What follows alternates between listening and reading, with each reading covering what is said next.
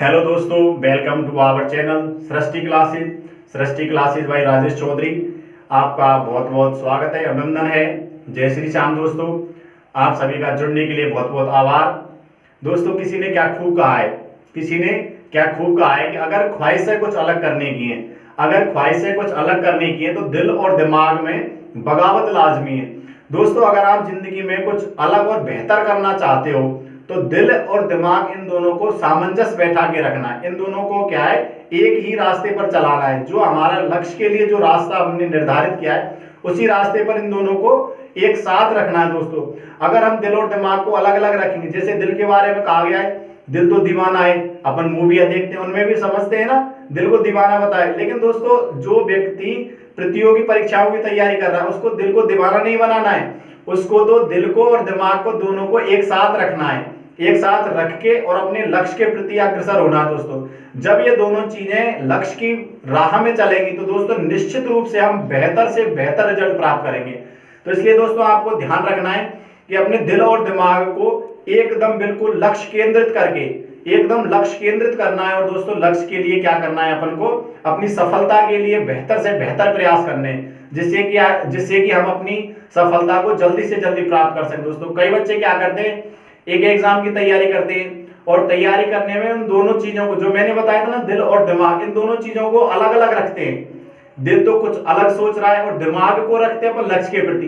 तो दोस्तों, इन दोनों में क्या है कि कोऑर्डिनेशन नहीं बनता, ये कहीं ना कहीं भटकाव वाली स्थिति आ जाती है। और जब इंसान भटकाव वाली स्थिति पर होता है तो वो निश्चित रूप से सफलता में क्या है, बाधाओं का सामना करता है। अगर आपको सफलता में बेहतर से बेहतर परिणाम प्राप्त करना है, अगर आप बेहतर से बेहतर परिणाम की इच्छा चाहते हैं तो दोस्तों इन दोनों को कोऑर्डिनेट से रखो। इन दोनों में क्या है, सामंजस्य रखना बहुत जरूरी है। तो इसलिए दोस्तों इस बात को आप बिल्कुल ध्यान में रखना। अगर आप किसी भी एग्जाम की प्रिपरेशन कर रहे हैं, कोई बेहतर से बेहतर एग्जाम हो या कोई आप एलडीसी का है, एसएससी का है या अपन का एएस का है, जो भी एग्जाम की आप तैयारी कर रहे हैं दोस्तों, तो इन दोनों में क्या है, कोऑर्डिनेशन बना के रखो। अगर आप इन दोनों में कोऑर्डिनेशन बना के रखोगे तो आप बेहतर रिजल्ट प्राप्त करोगे। तो दोस्तों अब हम बात करते हैं हमारे टॉपिक की। परसेंटेज वाला जो टॉपिक है वो समाप्त हो गया। उसके लगभग मैंने सभी टाइप, जितने भी टाइप के क्वेश्चन बनते थे वो सभी टाइप के मैंने क्वेश्चन बता दिए। दोस्तों, आप मेरे लगभग परसेंटेज की 7-8 वीडियो चैनल पर डाल दी है। जिन बच्चों ने नहीं देखी है वो सृष्टि क्लासेज बाय राजेश चौधरी करके जो चैनल है हमारा, उस पर जाके उसको शेयर एंड सब्सक्राइब करें और परसेंटेज के सारे वीडियो देखें, जिससे क्या है दोस्तों, परसेंटेज आपको बेहतर रूप से समझ में आएगा। अब हम जो नेक्स्ट टॉपिक है ये आज स्टार्ट करने जा रहे हैं, प्रॉफिट और लॉस, लाभ और हानि की बात करेंगे। दोस्तों, हमारा जो नया टॉपिक है वो है प्रॉफिट एंड लॉस। परसेंटेज में तो किसी को कोई दिक्कत नहीं आई ना? अगर परसेंटेज में किसी को कोई दिक्कत आई हो तो प्लीज मेरा निवेदन है, एक बार कमेंट बॉक्स में कमेंट करके जरूर बताएं, जिससे कि हमको क्या है पता चले कि कहां बच्चों को दिक्कत आ रही है। हम तो हमारा बेहतर कंटेंट आपको प्रोवाइड कराने की कोशिश कर रहे हैं दोस्तों, लेकिन फिर भी अगर उसमें कहीं खामी होती है या आपकी समझ में नहीं आता है तो पहले तो उस वीडियो को एक बार दोबारा देखो। दोबारा देखने पर फिर समझ में नहीं आता दोस्तों, एक बार फिर हमसे संपर्क करो, जिससे क्या है कि हम उसको और बेहतर समझा सके। तो परसेंटेज का टॉपिक पूरा हो चुका है। अब नेक्स्ट टॉपिक की बात करते हैं दोस्तों, प्रॉफिट एंड लॉस। इसमें लाभ हानि है दोस्तों, इसमें कुछ चीजें आपको ध्यान में रखनी है। सबसे पहले तो लाभ और हानि की बात अपन कब करते हैं, जब कोई वस्तु खरीदते हैं, उसको बेचते हैं, तो उस पर लाभ हानि की बात करते हैं दोस्तों। तो इसमें कुछ फैक्ट है अपन को ध्यान में क्या रखने। एक तो क्रय मूल्य। दोस्तों, क्रय मूल्य किसको कहते हैं, जब अपन किसी मूल्य पर किसी वस्तु को खरीदते हैं तो दोस्तों वस्तु का क्या होता है, खरीद मूल्य जो होता है ना, वस्तु का खरीद मूल्य जो होता है उसको क्या बोलते हैं, क्रय मूल्य कहते हैं। जैसे अपन ने कोई मशीन है 4 लाख रुपए में खरीदी, तो दोस्तों ये क्या है, उस मशीन का क्रय मूल्य है। तो क्रय मूल्य तो क्या होता है, खरीद मूल्य होता है। इसके बाद दूसरा जो ध्यान में रखना है दोस्तों, एक होता है विक्रय मूल्य। ये क्या होता है, विक्रय मूल्य, जिसको अपन सेलिंग प्राइस बोलते हैं। ये क्या होता है दोस्तों, बेचा गया मूल्य जो होता है ना, अपन ने वस्तु को कितने में बेचा, वस्तु को अपन ने कितने में बेचा, तो दोस्तों वो क्या है, विक्रय मूल्य है। अब एक चीज आप ध्यान में रखना, क्रय मूल्य और विक्रय मूल्य से अपन को पता चलता है कि अपन को वस्तु को बेचने पर या किसी चीज को बेचने पर लाभ हुआ या हानि हुई है। तो दोस्तों अपन लाभ की गणना करते हैं, पहले किसकी बात करते हैं, लाभ की। तो एक चीज बता रहे छोड़ो, मुझे एक चीज बताओ भाई, लाभ कब होगा? जब अपन वस्तु को कम में खरीदेंगे और ज्यादा में बेचेंगे। ये चीज तो समझ में आ रही है ना? लाभ कब होगा?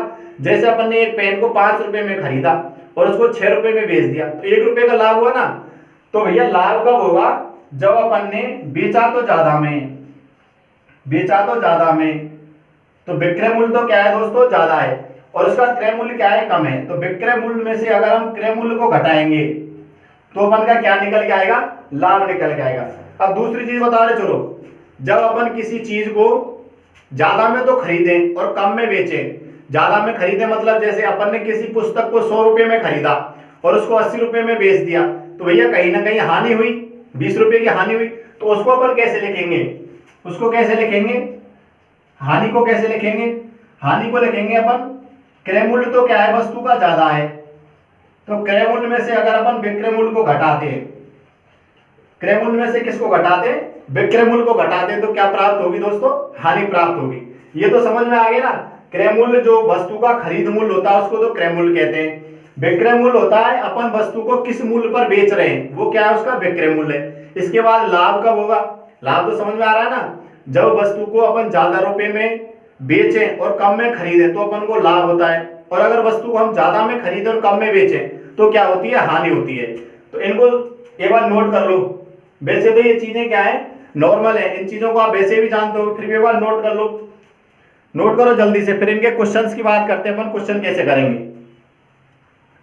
एक दो क्वेश्चन तो मैं इसके जनरल क्वेश्चन लिखाता हूं, ये नोट कर लिया ना। फिर इसके बाद एक क्वेश्चन लिखो, यदि राम किसी वस्तु को, क्वेश्चन क्या है? यदि राम किसी वस्तु को 500 रुपए में खरीदकर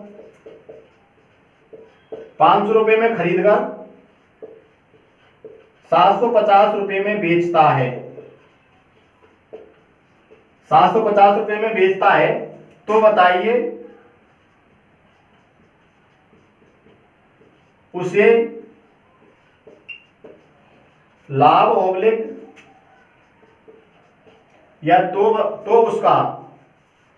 उसका लाभ ओब्लिक हानि बताइए, तो उसका लाभ ओब्लिक हानि बताइए।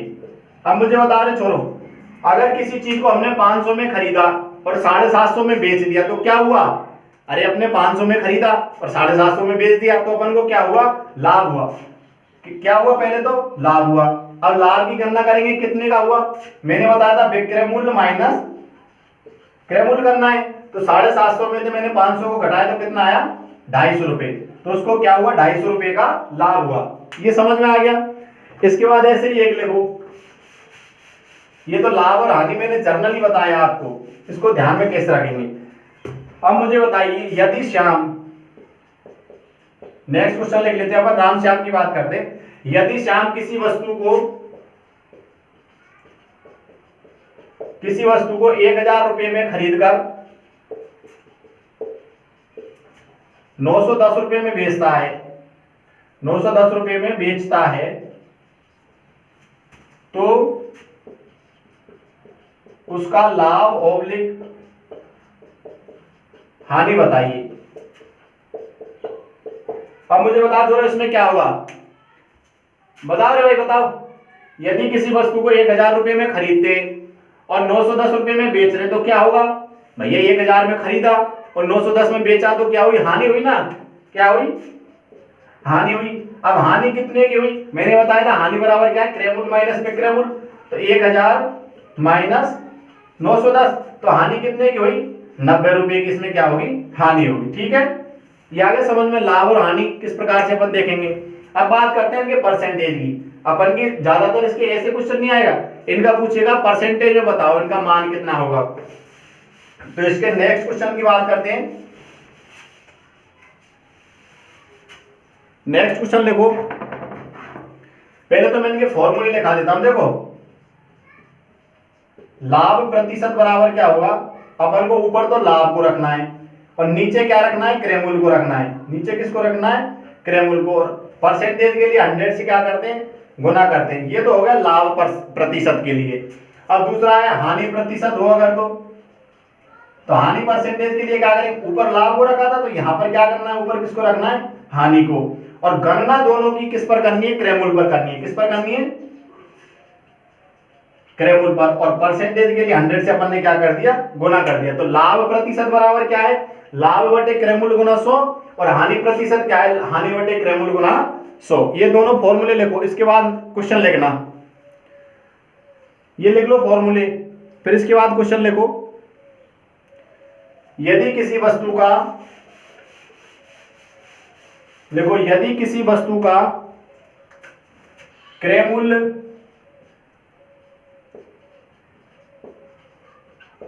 420 रुपये है एवं विक्रय मूल्य 300 रुपये है, तो लाभ ऑब्लिक हानि प्रतिशत बताइए। लाभ ऑब्लिक हानि प्रतिशत बताइए। अब देखो इसमें क्या करना है, पहले तो मुझे बताओ इसमें लाभ होगा कि हानि होगी। अरे ये चीज तो समझ में आ रही है ना, 420 की खरीदी 300 की बेची, 420 की खरीदी और 300 की बेची, तो क्या हुई, हानि हुई। पहले तो बताओ मुझे क्या होगी, हानि होगी। कितने की होगी, 420 की खरीदी और 300 की बेची, तो कितने की हानि हुई, 120 पर हुई। 120 की क्या हुई, हानि हुई। आपको पूछ रहा है परसेंटेज में बताओ, तो अपन ने लिखा ना हानि प्रतिशत बराबर, ऊपर क्या लिखना है, हानि लिखनी है, नीचे क्या लिखना है, क्रयमूल्य। क्रयमूल्य कितना है, क्रयमूल्य 420 से ना इनटू में क्या आएगा, 100 आएगा। अब देखो एक जीरो से एक जीरो को कट किया, फिर इसको काटो, 6 से काटो, 6 से कितनी बार कटा ये, 6 से 2 बार। ये कितनी बार कटा, 6 से 7 बार। 6 से कितनी बार कटा, 7 बार कटा ना। अब देखो मैंने आपको पहले बताया था फ्रिक्शन में कैसे निकालना है, या फिर डायरेक्ट लिख लो कितना आया 200 बटे, या फिर ऐसे लिखो 2 गुना 100 बटे कितना आया, 7 आया। 100 बटे क्या आया, 7 आया। अब इसकी वैल्यू बताओ, अगर आपको परसेंटेज में ध्यान हो तो क्या लिखाई थी मैंने, इसकी क्या लिखाई थी, 1/7 की वैल्यू परसेंटेज में। इसकी वैल्यू क्या लिखाई थी मैंने, 14/2/7%। ये बताया था ना 1/7 की परसेंटेज में वैल्यू, 1/7 की यही बताई थी ना, 14/2/7। तो यहाँ पर 2 से गुना करना है, तो 14 दूनी कितने हो जाएंगे, 28 सही। 2 से इसको गुना करो, 2 दूनी के 4, और ये नीचे कितना है, 7 है। तो 28 सही 4/7% का क्या हुआ, इसमें हानि हुई। कितने की हानि होगी, 28 सही 2/7% की। नहीं तो इसमें दे के देख लो भले 200 में 7 का भाग दे के देखोगे तो भी यही आएगा, तो भी यही आएगा। कितने की हानि प्रतिशत क्या है, 28 सही 4/7%। ठीक है, इसके बाद नेक्स्ट क्वेश्चन लिखो। नेक्स्ट क्वेश्चन लिखो, यदि किसी वस्तु का, यदि किसी वस्तु का क्रयमूल्य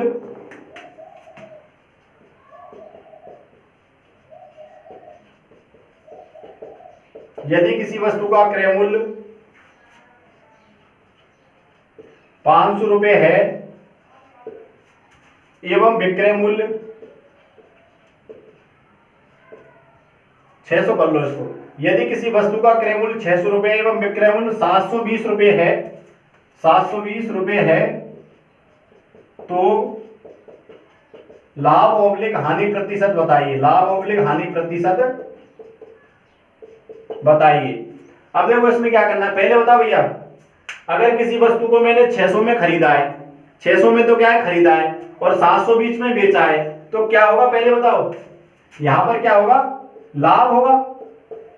अरे चलो ये बताओ, अगर किसी चीज को बताओ भाई, अगर किसी चीज को मैंने 600 में खरीदा है और 720 में बेचा है, तो क्या होगा, लाभ ही होगा ना।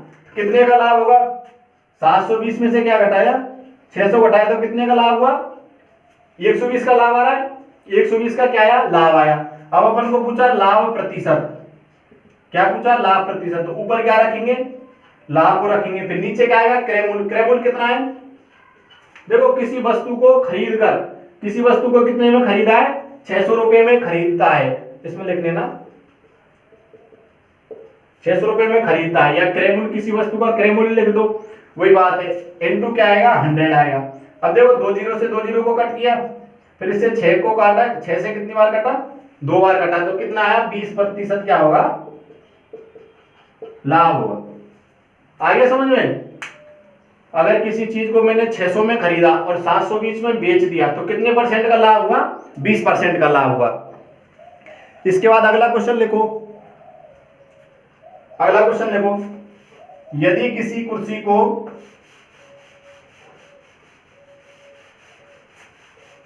ये तो डायरेक्ट हो गए लाभ और हानि परसेंट वाले। फिर इसके बाद अगला क्वेश्चन लिखो, यदि किसी कुर्सी को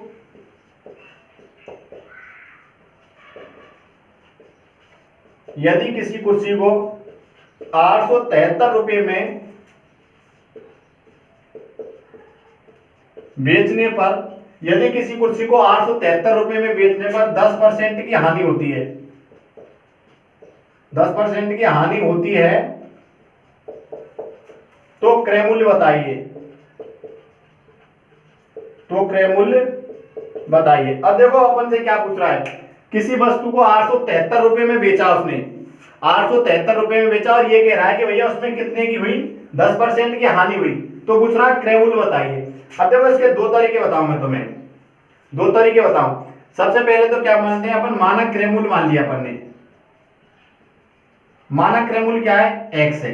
मानक क्रय मूल्य क्या माना, x मान लिया। अब वो क्या कह रहा है, हानि होती है, क्या होती है, 10% की क्या होती है, हानि होती है। तो मुझे बताइए, अपन ने हानि प्रतिशत वाला लिखा था ना, तो सबसे इधर तो क्या लिखेंगे, हानि परसेंट बराबर, ऊपर क्या लिखा था, हानि को क्या बताया था मैंने, विक्रय क्रय मूल्य माइनस क्या होता है, विक्रय मूल्य। तो क्रय मूल्य क्या माना मैंने, x, और विक्रय मूल्य कितना है 873 रुपए, बटे में क्या आएगा, क्रय मूल्य आएगा, तो बटे में क्रय मूल्य क्या है, x है, और गुना किससे होगा, 100 से गुना होगा। अब देखो इसको सॉल्व करते हैं, एक जीरो से एक जीरो कट गई, x को इधर ले आओ, तो x बराबर 10 से गुना करो, ये कितना हो जाएगा, 10x माइनस 8730 आ गया।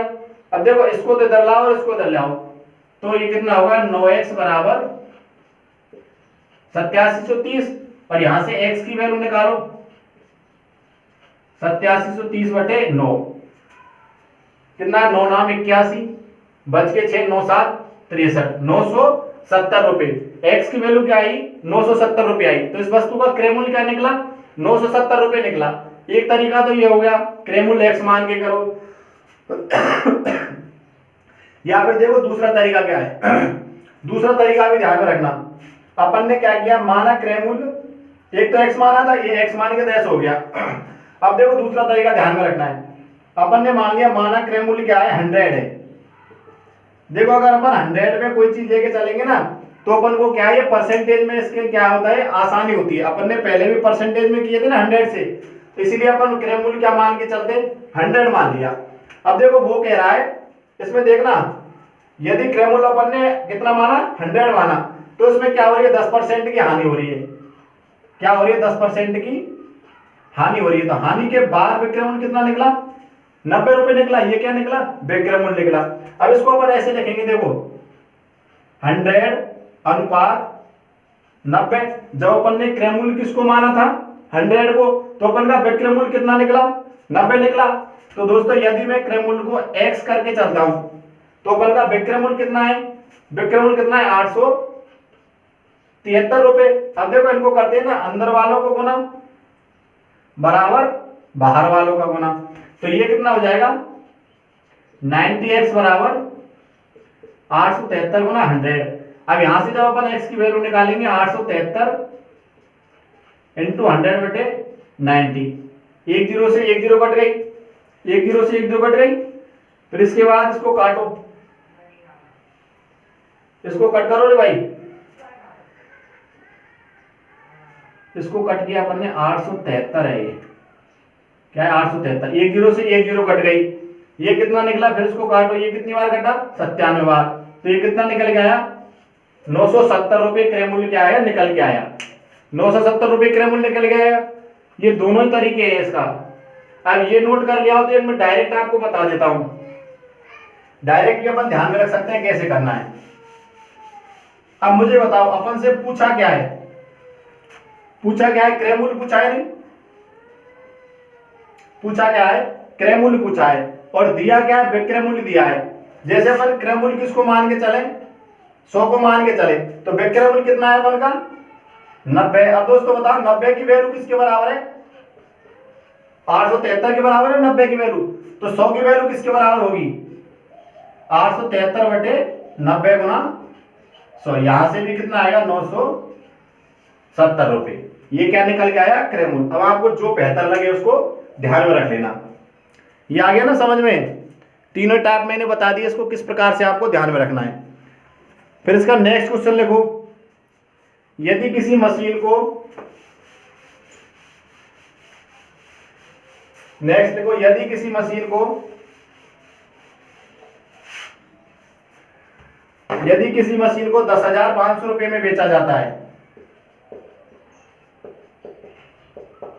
मशीन को 10,500 रुपए में बेचने पर 5% लाभ होता है, 5% लाभ होता है, तो क्रय मूल्य बताइए। तो क्रय मूल्य बताइए। अब मुझे बताओ तीनों में से ज्यादा बेहतर कौन सा तरीका देखा आपको। मैं इसके दो फिर भी लेके चलता हूं। एक्स को तो छोड़ो, अपन एक्स को तो क्या है नहीं ले रहे अपन जैसे क्रय मूल्य 100 मानते हैं, 100 क्या माना, क्रय मूल्य माना। तो दोस्तों ये वैल्यू कितनी आएगी, ये क्या माना अपन ने, क्रय मूल्य माना। तो 5% का लाभ होता है, तो विक्रय मूल्य कितना आ गया, 105 आ गया। अरे 100 रुपए मैंने क्रय मूल्य माना, तो विक्रय मूल्य कितना आया, 105 आ गया। अब मुझे बताओ विक्रय मूल्य कितना दे रखा है, 10,500 दे रखा है ना, विक्रय मूल्य कितना दे रखा है 10,500। तो इसको अपन कैसे लिखेंगे, 100 अनुपात 105 समानुपात x अनुपात ये x क्या है, तो क्रय मूल्य अपन को निकालना है 10,500। अंदर वालों का गुणा करो और बाहर वालों का गुणा करो। अंदर वालों का गुणन हमेशा बाहर वालों के गुणन के बराबर होता है। तो ये क्या क्या 105 गुना x बराबर 10,500 इंटू 100। अब यहां से x की वैल्यू निकालनी है, 10,500 इंटू 100 बटे कितना 105। अब इसको कट करो, ये कितनी बार कट जाएगा 10 बार। तो यहां से कितना निकल के आया 100 बार कटा, तो ये कितना निकल गया 10,000। तो मशीन का मूल्य कितना निकल गया है दोस्तों 10,000 रुपए। मशीन का क्रय मूल्य क्या है 10,000 रुपए है। मशीन का क्रय मूल्य क्या निकला 10,000 रुपए।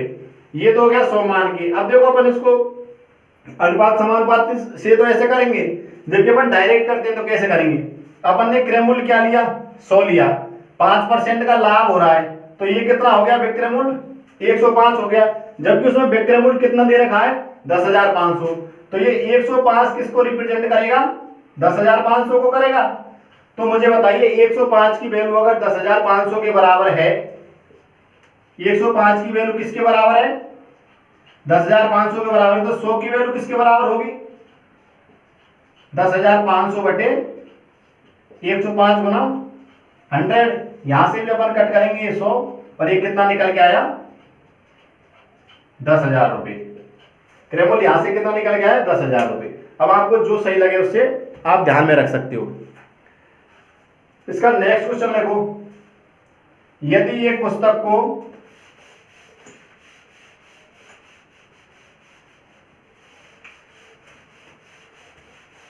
यदि एक पुस्तक को 123.20 रुपए में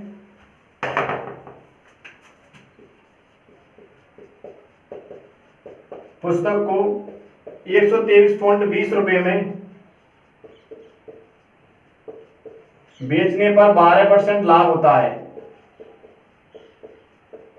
लाभ होता है, तो पुस्तक का क्रय मूल्य बताइए।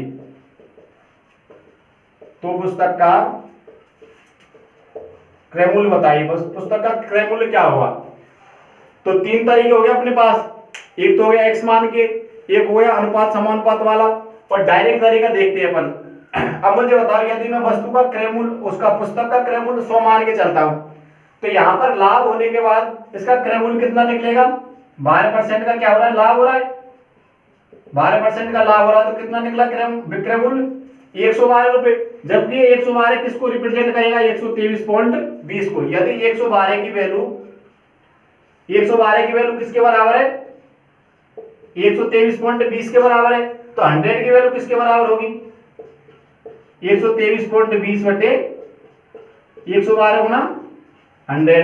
अब देखो ये अगर इसको 100 से गुना करेंगे तो पॉइंट हट जाएगा, और 100 के दोनों जीरो खत्म, 100 के दोनों जीरो खत्म हो जाएंगे, तो दोनों पॉइंट हट जाएंगे। फिर इसको काटो, ये कट गया एक बार 112 से, फिर कितना बचा 1 एक बार, तो ये कितना आ गया 110 आ गया। कितना आया? 110 आ गया। कितना आ गया? 110 रुपए। तो पुस्तक का क्रय मूल्य कितना निकला? पुस्तक का क्रय मूल्य कितना निकला? 110 रुपए। आगे समझ में? अपन ने क्या किया, क्रय मूल्य अपन ने 100 ले लिया, तो 12% लाभ के बाद विक्रय मूल्य कितना निकला?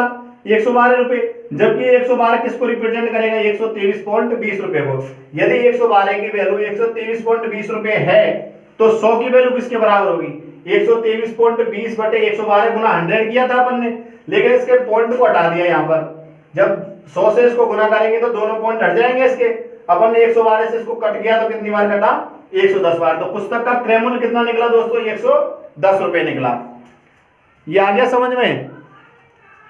इसके बाद अगला क्वेश्चन लिखो। ये तो आ रहे ना समझ में? ये बताओ छोरो, सही से समझ में आ रहे ना? बताओ रे भाई, किसी को कोई दिक्कत तो नहीं है? ठीक है, ठीक है। अब देखो नेक्स्ट क्वेश्चन लिखते हैं अपन। अब क्या, जैसे जैसे अपन आगे बढ़ेंगे जैसे जैसे क्या कठिनाई का स्तर थोड़ा सा बढ़ता जाएगा। अब इसमें लिखो, यदि किसी वस्तु को 15% की हानि पर बेचने पर, किसी वस्तु को 15% की हानि पर बेचने पर 2550 रुपए प्राप्त होते हैं, 2550 रुपए प्राप्त होते हैं, तो 2550 रुपए प्राप्त होते हैं तो 20% लाभ प्राप्त करने के लिए, लाभ प्राप्त करने के लिए वस्तु को कितने में बेचना होगा? अब बताओ इसमें क्या कह रहा है कि यदि किसी वस्तु को अपन 15% की हानि पर बेचते हैं तो कितने रुपए प्राप्त होते हैं? 2550 रुपए प्राप्त होते हैं। कितने प्राप्त होते हैं? 2550। और फिर वो नेक्स्ट कह रहा है तो अपन को क्या करना है? तो देखो 20% का लाभ प्राप्त करना है। पहले तो भैया 15% की हानि जब अपन को प्राप्त हो रही थी, या 15% की हानि पर जब बेच रहे थे तो कितने आ रहे थे? 2550 रुपए। लेकिन अब वो कह रहा है कि भैया हमें तो 20% लाभ चाहिए, तो 20% लाभ चाहिए तो वस्तु को कितने में बेचना होगा, यही हमसे पूछ रहा है। इसमें क्या पूछ रहा है? 20% लाभ प्राप्त करने के लिए वस्तु को कितने में बेचना होगा। अब देखो इसको भी अब मैं दो तरीके से समझाऊंगा। सबसे पहले तो अपन क्रय मूल्य मान के चलते हैं। जैसे अपन ने माना, या तो पहले क्रय मूल्य निकालो, तो पहले अपन ने जैसे क्रय मूल्य मान के चला, माना x क्या है? क्रय मूल्य। माना क्रय मूल्य क्या है? x है। अब बताओ मुझे यहाँ पर 15% अपन निकाल रहे हैं, 15% हानि पर बेच रहे हैं, तो कितना प्राप्त हो रहा है? 2550 प्राप्त हो रहा है। तो यहां से अपन x की वैल्यू कैसे निकालेंगे? बताओ x की वैल्यू कैसे निकालेंगे? मैंने अभी बताया था x मान के रख लो या 100 से कर लो, कैसे भी कर लो जैसे अपन को सही लगे। तो अपन जैसे चलो 100 से कर लेते हैं, 100 से किया, 15% की हानि के बाद ये कितनी वैल्यू आएगी? 85 आएगी। कितनी आएगी? 15% की क्या करनी है इसमें? हानि करनी है। तो ये वैल्यू क्या आएगी? विक्रय मूल्य कितना निकला? 85। ये किसके बराबर है? बेचने पर कितने प्राप्त होते हैं? 2550 रुपए। जब 85 की वैल्यू किसके बराबर है? 2550 के बराबर, तो 100 की वैल्यू किसके बराबर निकलेगी? तो यहां से लिखेंगे अपन 85 किसके बराबर है? 2550 के बराबर। तो 100 किसके बराबर होगा? 2550 बटे 85 गुना 100। इसको काटो अपन, कितने से कटेगा? 5 से 15, 3 से ये कट गया 30 बार। कितनी बार कटा? 3 बार कट जाएगी, एक जीरो आ जाएगी। तो यहां से क्रय मूल्य कितना निकला? क्रय मूल्य कितना निकला? 3000 रुपए। ये तो क्या निकला? क्रय मूल्य। जबकि वो कह रहा है कि अपन को 20% लाभ चाहिए। क्या चाहिए? 20% लाभ चाहिए। अब देखो क्रय कितना निकला? 3000 रुपए। अब अपन को क्या चाहिए? 20% लाभ चाहिए। तो मुझे बताओ 3000 रुपए पर कितना चाहिए? 20% लाभ चाहिए। 3000 रुपए और 20% लाभ की मतलब क्या है? 120 अपन के क्या आएगा? 100। कितना? 12×36। तो उसको कितने में बेचना होगा? 3600 रुपए में। यदि उसको क्रय मूल्य 3000 रुपए निकल गया और उसको 20% का लाभ कमाना है तो उस वस्तु को कितने में बेचना होगा? 3600 रुपए में बेचना होगा। अब देखो इसका नेक्स्ट अपन जो अगला टाइप है या जो इसका एक और तरीका है उसको अपन कैसे समझेंगे। अब मुझे यहाँ पर बताइए, जैसे मैंने अनुपात समानुपात वाला पहले किया था ना, उसको उसकी बात करते हैं सेम। अब मुझे यहाँ पर बताइए, ये तो 100 मैंने पहले माना, ये क्या है? क्रय मूल्य। और विक्रय मूल्य कितना निकल गया है? 25% के आने के बाद 85 निकल गया है। अब दोस्तों बताओ वो क्या चाह रहा है? 20% का लाभ कमाना चाह रहा है। ये क्या चाह रहा है कि मुझे 20% का क्या हो जाए? ये तो है हानि, और ये क्या चाह रहा है? 20% का क्या हो जाए? लाभ हो जाए। तो ये वैल्यू कितनी निकलेगी? 120 निकलेगी। अब मुझे बताओ यहाँ पर ये 85 किसको रिप्रेजेंट करेगा? 85 किसको रिप्रेजेंट करेगा? 2550 को। तो अपन इसमें क्या करेंगे? देखो 85 किसको रिप्रेजेंट कर रहा है? 2550 को। अपन को चाहिए क्या? 120 की वैल्यू चाहिए। तो 120 की वैल्यू क्या निकल के आएगी? 2550 बटे 85 गुना 120। ये कितनी बार कटा? 30 बार। तो यहां से क्या निकल के आया? 12×3600। तो यहां पर 120 की वैल्यू किसके बराबर निकली? 3600 के बराबर। तो इसका मतलब ये है कि अगर वो 20% का लाभ कमाना चाहता है तो उस वस्तु को कितने में बेचना होगा? उसको 3600 रुपए में बेचना होगा। ये आ गया ना समझ में? इसके बाद अगले क्वेश्चन की बात करते हैं हम। ये आ गया ना दोनों ही तरीके। ये तो 100 से क्या है, अपन ने पहले क्या निकाला? क्रय मूल्य निकाला। जबकि इसमें क्या है? अपन ने क्रय मूल्य नहीं निकाला, डायरेक्ट अपन ने क्या है? दोनों जो विक्रय मूल्य थे ना उनकी तुलना करी है। इसमें दोनों विक्रय मूल्य की तुलना करके डायरेक्ट अपन इसको निकाल सकते हैं। आगे समझ में ये कैसे किया है? भैया 85 की वैल्यू किसके बराबर थी? 2550 के बराबर थी। अब अपन से पूछा गया 20% लाभ, मतलब 120 की वैल्यू निकालनी है। जब 85 की वैल्यू 2550 है तो 120 की वैल्यू क्या होगी? 3600 रुपए होगी। ये आगे समझ में? तो 20% का लाभ कमाने के लिए कितने में बेचना होगा? उसको 3600 रुपए में बेचना होगा। फिर इसका नेक्स्ट क्वेश्चन देखो, यदि किसी वस्तु को 700 रुपए में बेचने पर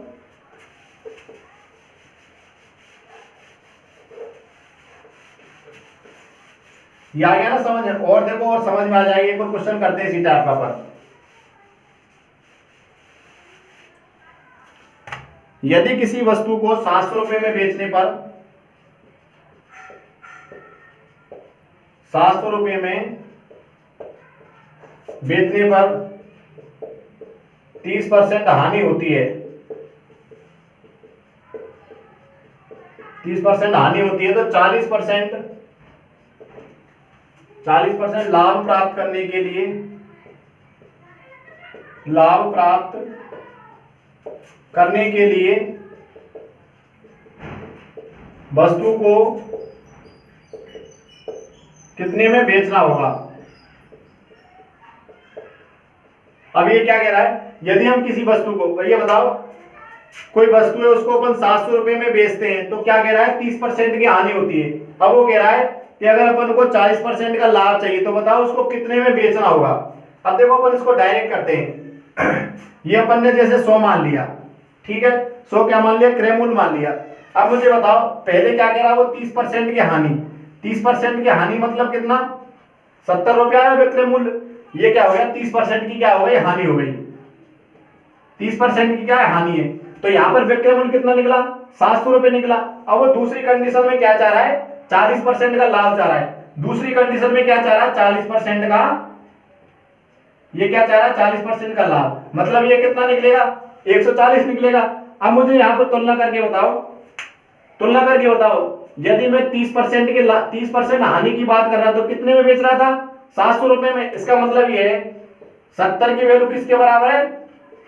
700 के बराबर। 70 की वैल्यू किसके बराबर है? 700 के बराबर। तो अपन से पूछा क्या है? 140, 40% का लाभ चाह रहा है ना वो। तो 140 की वैल्यू किसके बराबर होगी? 700 बटे 70 गुना 140। एक जीरो से एक जीरो कट गई, ये 7 से कितनी बार कटा? 10 बार। और ये कितना निकल के आया?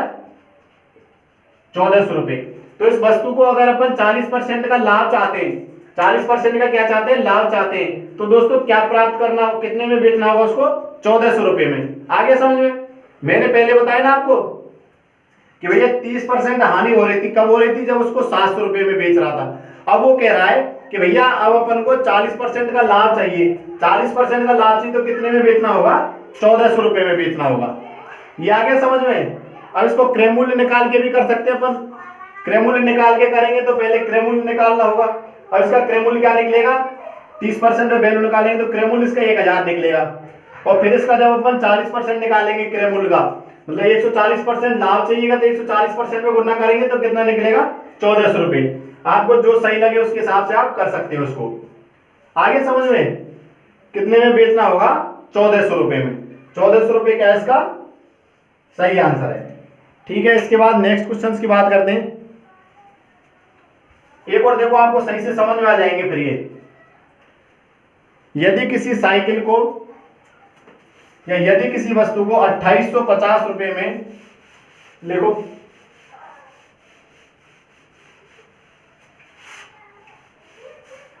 यदि किसी वस्तु को 2850 रुपये में बेचने पर,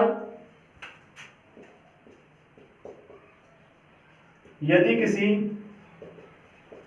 वस्तु को 2850 रुपये में बेचने पर एक दुकानदार को 14% का लाभ होता है, 14% का लाभ होता है, यदि वह लाभ को कम करके 8% रखना चाहता है, 8% रखना चाहता है, तो वह वस्तु को कितने में बेचे, कितने में बेचे। अब देखो इसमें क्या कहना है, यदि किसी वस्तु को 2850 रुपये में बेचने पर एक दुकानदार को क्या होता है, 14% का लाभ होता है, और वो कह रहा है यदि वह लाभ को कम करके 8% रखना चाहता है तो वस्तु को कितने में बेचे। आएगा समझ में, पूछ क्या रहा है। अब देखो मुझे बताओ, यहां पर मैं अगर इसकी गणना 100 पर करके चलता हूं, तो पहली कंडीशन में क्या करवा रहा हूं, 14% का लाभ, तो मैंने क्या किया, 14% का लाभ किया, तो ये वैल्यू कितनी निकल के आएगी, 114 निकल के आएगी। अब फिर वो कह रहा है ये वैल्यू कितनी निकल के आई, 114। अब वो कह रहा है यदि वो लाभ को कम करके 8% रखना चाहता है। अब दोस्तों बताओ वो क्या चाहता है कि मुझे केवल 8% का ही लाभ हो, क्या हो, 8% का लाभ हो, तो ये क्या निकलेगा, 108 निकलेगा। अब मुझे यहाँ पर बताइए, यदि वो वस्तु को 114 रुपये में बेच रहा था, तो ये किसके बराबर था, 2850 के बराबर था। तो यदि 114 की वैल्यू क्या है, 2850 है, 114 की वैल्यू क्या है, 2850 है, तो 108 की वैल्यू क्या होगी, यही पूछा ना हमसे, 2850 बटे 114 गुना 108। अब इसको कट करो, 19 से कट किया मैंने, 19 छक्की 114, 19 से 19 बच के 9, 19 बन जाए 105, ये हो गया 19 से 19 और 19 पंजे 95, ये कटा 150 बार। फिर इसको कट करते हैं अपन 6 से कट किया 18 बार, 18 छक्की 108, कितना आया 18। अब इन दोनों को गुना करो, इन दोनों को गुना किया, 18 पंजे 90 की 0, 18 पंजे 90 और 18 कम 18 और 9 27, तो ये कितना आया 2700 रुपये। यदि वो अब 8% का लाभ चाहता है तो उसको कितने में बेचना होगा, 2700 में बेचना होगा। अब आगे ना समझ में, अरे चलो बताओ आगे ना समझ में। जब अपन पहले 2850 रुपये में बेच रहे थे तो क्या हो रहा था, 14% का लाभ। अब वो कह रहा है दुकानदार भैया 14% का लाभ नहीं चाहिए मुझे, तो क्या है 8% का लाभ चाहिए। तो वो क्या दुकानदार समझ गया कि अगर अपन ज्यादा कमाई करेंगे या ज्यादा किसी की जो है ईमानदारी की कमाई खाएंगे तो अपन को हजम नहीं होगी, तो वो क्या उस लाभ को कम करना चाहता है, अपने को 14% से घटाकर क्या करता है 8% चाहता है, तो उसको कितने में बेचना होगा, तो ये अपन को कितने में बेचना होगा, 2700 रुपये में बेचना होगा। आगे समझ में। इसके बाद एक और क्वेश्चन करते हैं आज, इसके बाद एक और क्वेश्चन करते हैं। देखो ये तो आगे ना सबके समझ में क्या किया अपन ने, इसके बाद ये क्वेश्चन करो, लिखो यदि किसी वस्तु को 5% की हानि की अपेक्षा, यदि किसी वस्तु को 5% की हानि की अपेक्षा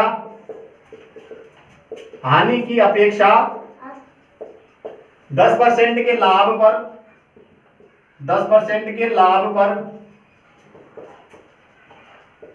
बेचने पर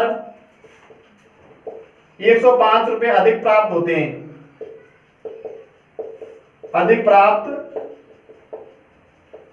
हैं, तो वस्तु का क्रय मूल्य बताइए।